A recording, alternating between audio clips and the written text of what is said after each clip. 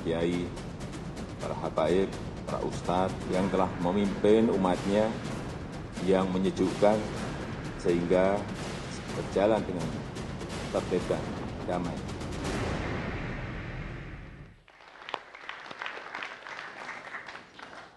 Pemirsa, kita lanjutkan diskusi kita.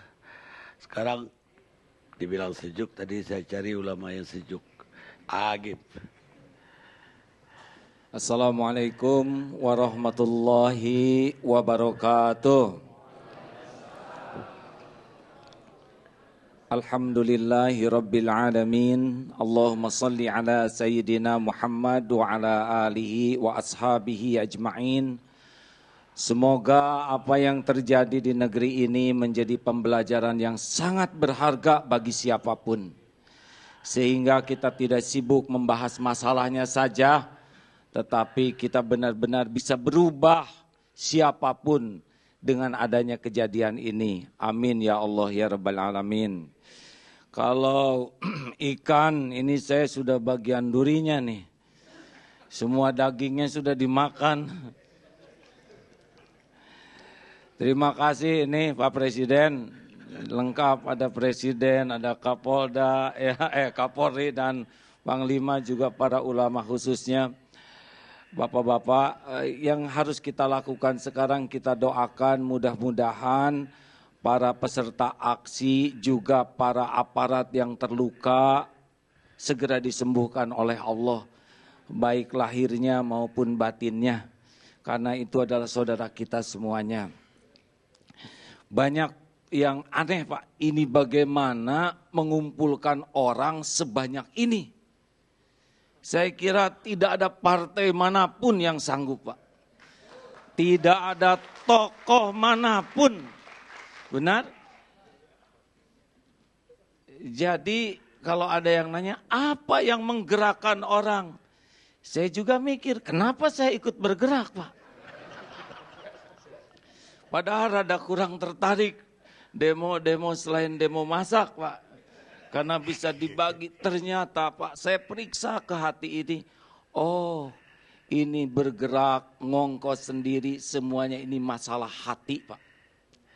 Jadi ada rasa di sini yang mungkin tidak bisa dijelaskan. Dan orang yang tidak merasakannya tidak akan mengerti. Jadi ada rasa di sini. Ini ilustrasi sederhana Pak ya. Kalau ada, ini ilustrasi ada rasa ya. Ada guru ulama yang mengatakan gini, ibu-ibu jangan makan babi. Karena bagi umat Islam babi ini tidak boleh dimakan ya. Dalilnya surat Al-Maidah ayat 3. Gitu ya Bu. Nah, terus ada yang misalkan pedagang babi mengatakan atau siapa yang beli babi mengatakan, ibu-ibu jangan mau dibohongi pakai Al-Maidah ayat 3. Wah, jadi heran kita nih. Loh, ini siapa? Kenapa pakai ngomong-ngomong Al-Maidah? Kalau suka makan babi ya sudah silahkan saja. Tapi ini wilayah yang beda. Nyelek ke sini Pak, kenapa Ustadz yang ngajarin dianggap bohong, kenapa Al-Maidah dianggap alat kebohongan, itu sederhananya Pak. Ya, halo Pak, ya begitulah yang saya rasakan.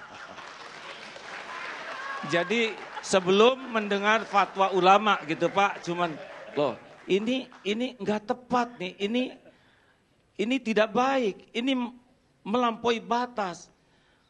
Ini ada kesalahan ini ya. Kalau mau kampanye sok silakan lah, itu mah urusan masing-masing. Tapi kalau udah wilayah mengatakan ini dibohongi, berarti ada ulama yang berbohong, lalu Al-Quran disebut-sebut, padahal oh ini bekal berpotensi masalah. Saya merasa gitu Pak. Oh ini bekal banyak nih yang merasakan seperti yang saya rasakan. Makanya waktu itu ada yang nanya kenapa milih demo, karena saya merasa secara pribadi gitu Pak, asal rada telat ini. Ini masalah penting dan besar, sensitif, tapi rasanya agak telat. respon yang saya harapkan gitu Pak. Nggak tahu mungkin orang lain juga berpikiran sama. Pak Presiden juga nggak ngeluarkan statement apapun tentang ini ya asalnya. Saya pikir waduh ini bahaya nih. Saya tahu di lapisan bawah Pak gejolaknya seperti apa. Wah ya ikut-ikutan lah. Mudah-mudahan dengan statement saya mau ikutan ada perhatian lebih gitu bahwa ini bukan masalah sederhana. Padahal saya di demonya juga bagian nyapu aja Pak ya. Tidak bagian yang serem-serem. Dan Pak itu menarik sekali pada waktu mau berangkat itu sekejap itu sesudah diumumkan kita hanya 1.000 Pak. Kalau enggak ditahan 10.000 itu yang mau berangkat. Dan untuk ngumpulin uang gampang sekali itu Pak. Ayo siapa yang mau nyumbang? Waduh itu dari mana-mana. Surplus Pak sekarang dananya. Mau kita apain ini uang kelebihan ya. Bis 20 kebayar, makanan itu Pak. Ada yang bawa celengan, ada ojek. Saya nyumbang 10.000 ya supaya dicatatkan oleh Allah bahwa saya termasuk yang peduli urusan ini. Ada yang bawa anaknya 2 Pak. Bapak bawa anak? Enggak, saya tuh bagian ngantar anak tiap pagi nggak bisa ikutan. Saya nyumbang aja. Wah ini amazing. Jelas Pak amazing Pak? Ya menakjubkan gitu Pak. Berangkatlah santri Pak. Kalau saya belakangan. Karena santri kami 1.000 tambah 5, 1.500 yang spesial dilengkapi dengan pengki. Tahu pengki Pak? Sapu lidi dan kantong kresek. Karena memang ambil posisinya mau yang ikut di belakang bagian bersih-bersih. Indah Pak. Indah itu demo tuh Pak. Saya baru lihat orang sebanyak ini. Pas saya bagiannya punya di daerah katedral itu Pak. Ada yang mau nikah kan? Yang sana yang ibu itu maaf kan kalau yang nikah suka panjang bajunya Pak. Jangan sampai kotor. Saya melihat ini senyum, berbagi makanan, berbagi indah lah. Saya hanya merasakan itu waktu haji. Tapi sekarang ada di Indonesia. Bangga Pak sebagai umat Islam. Melihat umat sebanyak ini. Enggak ada tuh wajah-wajah jahat yang saya lihat. Nah, jadi sesudah melihat ini harusnya kita tuh bersyukur dan bangga Pak. Jadi umat Islam itu terutama yang aksi itu bagusnya mah jangan dianggap musuh. Itu adalah aset bagi negeri kita Pak. Mereka yang terluka hatinya tapi tidak membalas dengan merusak. Bahkan merasukan sesuatu yang tidak pernah terjadi sebanyak ini di Indonesia. Dengan begitu indahnya, tidak ada yang terancam, tidak ada yang terugikan. Sampai rumput sekalipun, hati-hati jangan diinjak. Mereka adalah aset. Dan yang mereka minta juga bukan negara, bukan harta. Cuma minta yang kita cita-citakan sama-sama. Minta adil, hanya itu saja. Bukankah itu yang kita rindukan? Halo, benar kan Pak? Jadi ini orang-orang cuman minta yang kita cita-citakan. Juga ngarap-ngarap janganlah terjadi intoleran masuk ke seperti yang dikatakan Bapak yang lebih ahli itu. Saya susah nirunya Pak. Udahlah kalau punya kapling di kaplingnya aja jangan sampai terjadi. Ini sensitif sekali ya. Nah ini ingin supaya tidak terjadi lagi. Jadi sebetulnya sederhana keinginan kami itu. Adil ditegakkan dan jadi pelajaran supaya tidak terulang lagi karena ini membahayakan.